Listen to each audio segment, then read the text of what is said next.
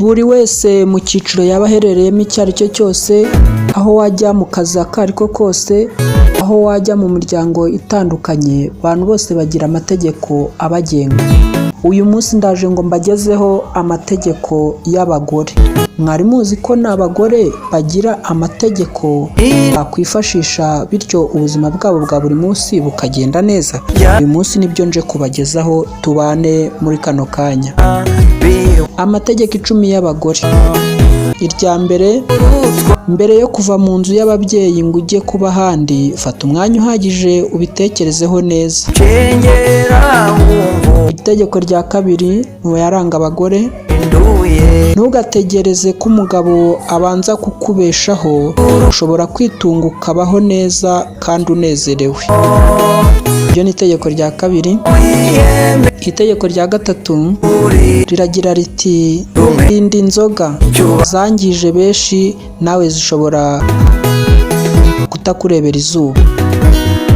Iryo ni itegeko rya gatatu. Itegeko rya kane riragira riti, ntukitabe telefone z'abantu utazi nijoro, siyo nzira nziza iboneye yo gushaka uwo muzabana. Iri ni itegeko rya kane. Itegeko rya gatanu, irinde imirire mibi, fata ifunguro rya mu gitondo buri gihe kandi wirinde amafunguro arimo isukari y'igisoryo. Iri ni itegeko rya gatanu mu mategeko y'abagore cyangwa se aranga abagore. Itegeko rya gatandatu riragira riti, ambara neza uberwe, abantu batekereza uko uri bagendeye ku myambarire yawe. Anza nawe wigenzure urebe ko wambaye neza. Itegeko rya karindwi, ntukibwire ko kuryamana n'umuntu bivuga urukundo. Ntibivuze ko agukunda, nyuma y'iyo mibonano mpuzabitsina mugiranye, ushobora no guhita gutera indobo akigendera. Itegeko rya munani,